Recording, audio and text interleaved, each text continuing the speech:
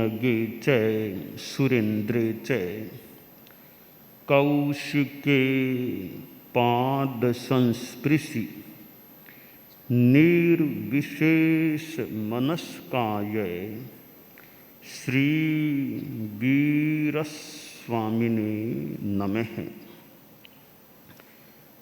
आयारो आगम में कहा गया है, अणुसंवेयन मप्पाणेनम जं हंतव्यम तीर्णाधिपत्थय।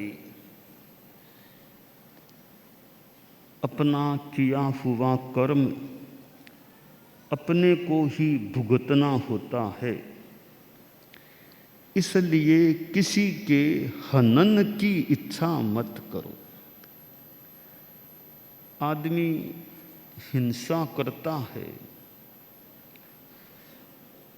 आक्रोश आने से, द्वेष आने से या लोभ आने से हिंसा कर लेता है। शास्त्रकार ने एक बात बताई है, अणुसंवेयन मप्पाणेनम। चूर्णी में कहा गया है, जहाँ तुमो वेदावितो तहेव वेतितव्यम। जैसा संवेदन तुमने दूसरे को कराया है, वही संवेदन तुम्हें करना पड़ेगा। तो आदमी सोचे, मैं हिंसा करता हूँ या करूँगा तो इस जीव को कैसा संवेदन होगा, कितना दुख हो सकेगा जब इसके प्राण जाएंगे। तो मैं आज इसको मारना चाहता हूँ या मारूंगा तो कभी मुझे भी वैसी संवेदना करनी पड़ सकेगी। इसलिए यही श्रेयस्कर है कि मैं इस प्रकार प्राणी की हत्या नहीं करूं। इस संदेश के आधार पर आदमी सोचे, मैं संकल्प जा हिंसा न करूं। जैसा व्यवहार हम दूसरों के साथ करते हैं, जैसा संवेदन दूसरों को कराते हैं, वो संवेदन हमें भी करना पड़ सकेगा या करना पड़ेगा, या कर्मों की निर्जरा हो जाए, जो भी अलग बात है। तो जैसा करना वैसा भरना। इस थ्योरी के आधार पर आदमी हिंसा से, हत्या से बचने का मनोभाव बनाए। अब गज सुकुमाल मुनि को जो संवेदन या जो कष्ट जो भी भोगना पड़ा कि सिर पर अंगारे रख दिए गए और प्राणांत भी हो गया, तो कैसी वो कष्ट की स्थिति रही होगी, केवली जाने, भगवान जाने। अंगारे सिर पर रख दिए जाएं, परंतु पहले गज सुकुमाल मुनि के जीव ने भी तो किसी को दुख दिया होगा। जब एक बच्चे के सिर पर गरम गरम रोटियां व जो भी रखने की बात, तो खुद ने उस कष्टदान में अपनी भूमिका अदा की, तो कालांतर में जन्मांतर जो भी गज सुकुमाल के रूप में जब वह जीव हुआ, तो वो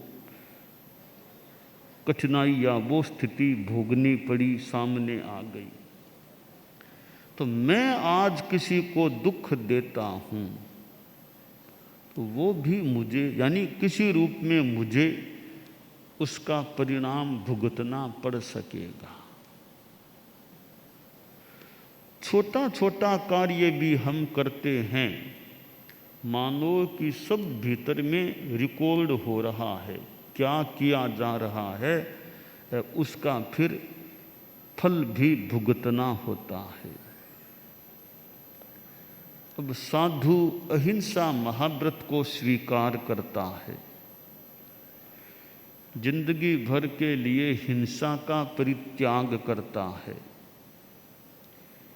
कितनी ऊंची साधना है अहिंसा की, कि त्रस स्थावर सबके प्रति जागरूकता, कि मेरे अनजान में भी कोई जीव न मरे, यानी निर्लक्ष्य भी, बिना लक्ष्य के भी जीव न मर जाए, देख देख कर चलना। कोई कीड़ा मकोड़ा जीव जंतु पैर के नीचे आकर भी मर न जाए। अब यह मुख वस्त्रिका बांधी जाती है। गृहस्थ भी सामायिक के दौरान मुख वस्त्रिका रखते हैं, साधुओं को भी रखनी होती है। हमारी परंपरा में इसके पीछे भी अहिंसा की बात है, कि खुले मुंह बोलने से वायुकाय के जीवों की हिंसा की बात जो मानी गई है, इसलिए खुले मुंह नहीं बोलना, यह मुख वस्त्रिका रखना एक अहिंसा का चिंतन है। यह प्रमार्जनी रखना, रजोहरण रखना, यह अहिंसा रहे, प्रमार्जन हो सके। प्रतिलेखन की विधि है, कपड़ों आदि का प्रतिलेखन करो, कहीं कोई जीव जंतु हो तो उसको अलग कर दो। यूँ साधु जीवन में कितनी अहिंसा की बात। भोजन है तो खुद को पकाना नहीं, यूँ अपने लिए रसोड़ा भी चलवाना नहीं, पकवाना नहीं, कि भिक्षा में जो मिले उससे काम चलाओ। तो इसके पीछे भी अहिंसा की बात। रात्रि भोजन नहीं करना, इसमें भी अहिंसा अंतर्गर्भित है, कि रात में खाना पीना करें तो जीव हिंसा हो सकती है, तो रात में खाना पीना ही मत करो। यात्रा के पैदल चलो, पहली बात है, बाकी साधन आदि बाद की बातें, कि पैदल चलो ताकि अहिंसा का ध्यान रख सको, जीव न मरे। कार में बैठो तो पता नहीं कितने जीव मर जाएं, कार से यात्रा करे, कुत्ता मर जाए, सांप मर जाए, कीड़े मकोड़ों की तो क्या गिनती करे, आदमी तक कोई एक्सीडेंट में चला जाए। तो साधु वाहन की यात्रा नहीं। बस पहली बात है, पद यात्रा का प्रयास करो, यात्रा करना है तो। ज़्यादा नहीं हो तो कहीं बैठ जाओ, ज़्यादा घूमना मुश्किल है तो कहीं स्थिरवास, थाना थरप हो जाओ, स्थिरवास कर लो, बैठ जाओ। तो यह आयारों में जो अहिंसा की बात बताई गई है, कि अणुसंवेयन मप्पाणेनम जंग हंतव्यम तीणाधिपत्थये, किसी को मारने का लक्ष्य मत बनाओ, हनन की इच्छा मत करो। जिसको तुम मारना चाहते हो वो तुम ही हो, यानी तुम भी आत्मा और वो भी आत्मा, जीव है, दोनों जीव हो। तुम्हें कोई तकलीफ दे, अप्रिय लगता है तो उसको भी तो अप्रिय लगता होगा। तुमको कष्ट होता है तो उसको भी तो कष्ट होता होगा। तो तुम्हारे मेरे उसमें कितनी समानता है। तो तुम दूसरे को मार रहे हो, जिसको हंतव्य मान रहे हो वो तुम ही हो। आज तुम उसको मारते हो, या तुम्हारे कर्म बंध गए, फिर तुम्हें भी कोई मारेगा तो तुम्हारा ये दूसरे को मारना एक तरह से खुद को मारना हो जाता है, हो रहा है, हो जाता है। तो यह अहिंसा का संदेश है। ठीक है, शरीर है, एकदम कोई पूर्णतया हिंसा से बचाव भी मान लें मुश्किल हो सकता है। अब गृहस्थों के तो पूर्णतया हिंसा से बचना बहुत मुश्किल है। कभी संसार में खेती बाड़ी रसोई पानी कितने काम आरंभ समारंभ और कितने होते हैं, तो पूर्णतया हिंसा से तो कैसे खाना खाना है तो खाना बनवाना पड़ेगा कि बनाना पड़ेगा, तो वहाँ भी जीव हिंसा हो। ये थोड़ी अनिवार्य कोटि की एक हिंसा है।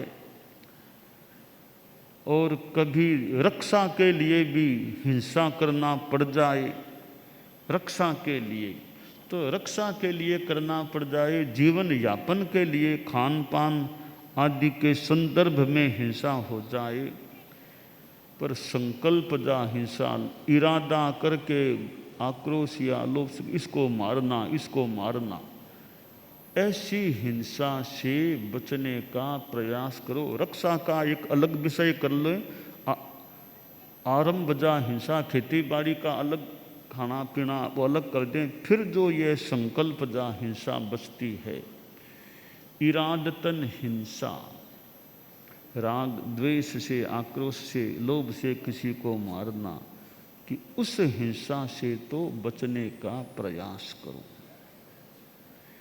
अहिंसा है तो शांति रहती है, हिंसा है तो अशांति। दुख की उत्पत्ति का एक कारण यह हिंसा है। वो उसको मारे, वो उसको मारे, मार काट, भय का वातावरण, दहशत का वातावरण, पता नहीं कब क्या हो जाएगा, कब क्या हो। तो कितना एक मानसिक संताप का वो समय हो सकता है जब यूँ हिंसा ज़्यादा फैल जाए। तो अहिंसा है, कोई भय नहीं है, वहाँ कितनी शांति रह सकती है, कोई धड़कन नहीं, ऐसे भी मनोबल है और यूँ कोई खतरा भी नहीं है। रात को जाओ, दिन में जाओ, बाजार में जाओ, कहीं जाओ, कोई खतरा नहीं है।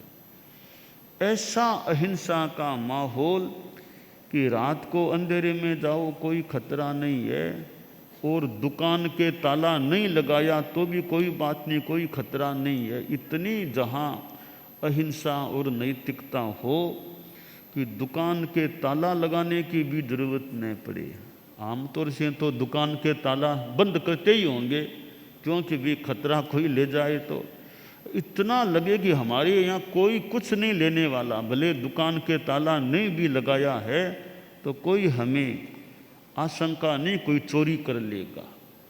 वो धरती तो मानो स्वर्ग है, क्या है, जहाँ ताला नहीं लगाना पड़े, कोई ताले की जरूरत नहीं, ताला चाबी की बात ही खत्म है।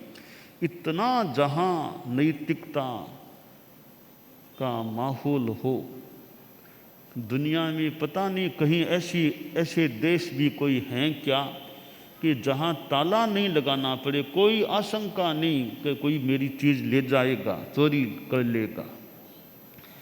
तो साधु के तो सर्व अदत्ता दान विरमण का यह महाव्रत है। पूर्णतया अदत्ता दान विरमण रखना।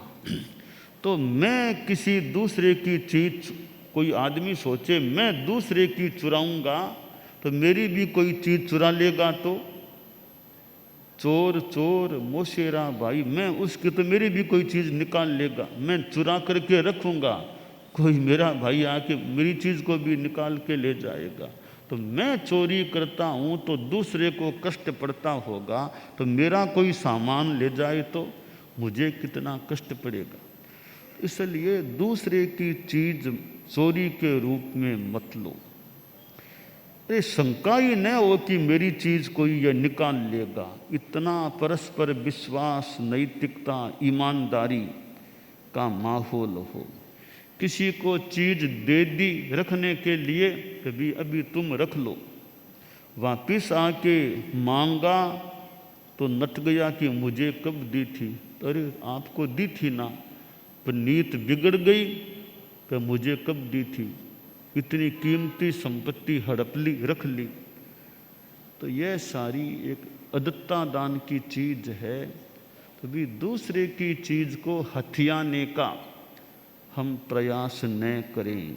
विश्वास से किसी ने चीज़ मेरे पास रखी थी, अब मैं नटता हूँ तो विश्वासघात का कार्य। तो हमारे जीवन में, आप गृहस्थों के जीवन में ऐसे काम पड़ जाएं, किसी दूसरे की चीज़ रखी है तो ईमानदारी बराबर रखनी चाहिए कि लालच लोभ नहीं आना चाहिए कि मैं ये चीज़ हथिया लूँ। इस प्रकार ये हिंसा, चोरी, छल कपट, झूठ बोल करके किसी का नुकसान कर देना, झूठी गवाही दे देना, कोई बात है ही नहीं तो भी कहीं मैंने देखा था, मैंने देखा इसने ऐसा, बेचारे को फंसाने का प्रयास किया, तो तुम उसको फंसा रहे हो, तुमको भी कोई फंसाने वाला मिल सकता है। तो किसी को फंसाने का प्रयास हमें नहीं करना चाहिए। झूठ बोल करके, झूठी गवाही दे करके, यह न्यायालय चलता है, न्यायपालिका है, तो भाई न्यायपालिका में जाकर के झूठ मत बोलो। और तो ठीक है, आपका कोई अपना नुकसान कर दिया, किसी ने संपत्ति ले ली और कुछ कर दिया, तो न्यायालय में जाना हो, ठीक है, मानव का मान ले अधिकार है, न्यायपालिका में अपनी बात रख सकता है, रख दे कि मुझे न्याय मिले। तो न्याय पाने के लिए जाते हो तो अन्याय तो मत करो, झूठ बोल करके तो अन्याय मत करो। तुम न्याय को सच्चाई के साथ लो तब तो ठीक है, झूठ बोल करके वो न्याय क्या, वो तो तुम अन्याय में सहयोगी बन रही हो। तो न्यायालय में भी आदमी झूठ न बोले, हाँ सच्ची बात कहो, कोई बात नहीं, आपका अधिकार है, सच्ची बात आप रख रहे हैं, तो न्याय के मंदिर में झूठ नहीं बोलना।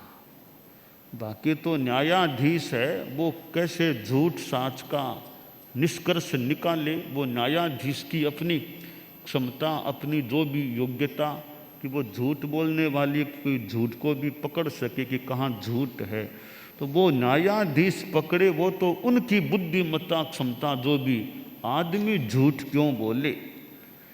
तो यह हम झूठ बोलकर किसी को तकलीफ दे रहे हैं, तो हमें कोई झूठ बोल करके फंसा देगा। तो इसलिए शास्त्रकार ने कहा, अणुसंवेयन मप्पानेणम जम हंतव्यम तीर्णाधिपत्थयि, कि जो संवेदन तुम दूसरों को कराते हो, वही संवेदन, वैसा संवेदन तुमको भी करना पड़ेगा, तुमको भी अपना कर्म भोगना होगा, या निर्जरा हो जाए तो हो जाए। तो इसलिए किसी भी रूप में झूठा आरोप किसी पर लगा दिया, झूठा आरोप लगा के बदनाम कर दिया, तो इस जन्म में तुम झूठा आरोप लगा रहे हो, आगे किसी जन्म में या कभी भी तुम्हारे पर भी झूठा आरोप आएगा, तब तुम्हारे में क्या बीतेगा। इसलिए झूठा आरोप किसी पर नहीं लगाना चाहिए। सच्ची बात भी मौका हो तो मान लो आदमी कहे, बाकी सच्ची बात भी दुर्भावना से इधर उधर करने का प्रयास आदमी को नहीं करना चाहिए। तो प्रेक्षा ध्यान शिविर है, जहाँ आत्मा की आत्म साक्षात्कार और कसाय मुक्ति की दिशा में बढ़ने की बात है। तो यह शिविर जैसा जो उपक्रम है, जहाँ भावक्रिया, प्रतिक्रिया, विरति, मैत्री, मिताहार, मित भाषण और ध्यान आदि के प्रयोग हों, तो बहुत अच्छी एक बात हो सकती है कि आदमी के परिणाम अच्छे बने, लिस्या अच्छी रहे, शुभ योग ज़्यादा से ज़्यादा शुभ रहे, अध्यवसाय, परिणाम, लिस्या, योग ये अच्छे रहें। कि ऊपर से शरीर से तो पाप करना भी नहीं चाहिए, भीतर में मनोभावों में भी, लिस्या में भी खराब परिणाम न आए, कि हमारे अध्यवसाय प्रशस्त हैं या अप्रशस्त हैं। अप्रशस्त अध्यवसाय हैं, खराब अशुभ अध्यवसाय हैं, उनसे भी पाप कर्म का संग्रहण। तो हम अध्यवसाय को मानो वहाँ तक न जा पाए तो मन में भी बुरा विचार नहीं करना। वाणी से परीक्षा ध्यान शिविर में मिता हार और मित भाषण कि आहार का भी संयम और बोलने का भी संयम। तो जितना ज़्यादा बिना बोले काम चल सके शिविर के काल में, ज़रूरी है वो मान लो बोलना पड़े, ताकि मौन रहने का, वाणी का संयम का प्रयास हो। भोजन भी आवश्यकता से ज़्यादा लेने का प्रयास न हो, और भावक क्रिया जो कार्य करें उसमें चित्त रहे और कहीं इधर उधर चित्त न जाए, तो वो संयम की दृष्टि से भावक क्रिया, प्रतिक्रिया कोई नहीं। तो ये व्यवहार हैं वो शिविर काल के लिए तो हैं ही, शिविर के बाद में भी आदमी के जीवन के साथ ये भावक क्रिया आदि चीज़ें जुड़ जाएं तो जीवन आदमी का कितना अच्छा बन सकता है। तो आयारो की वाणी अनुसंवेयन मप्पाणेणम जम हंतव्यम तीर्णाभिपत्थये, कि जो संवेदन तुम दूसरों को कराते हो वही संवेदन, वैसा ही संवेदन तुमको करना पड़ेगा। इसलिए किसी को मारने की इच्छा भी मत करो।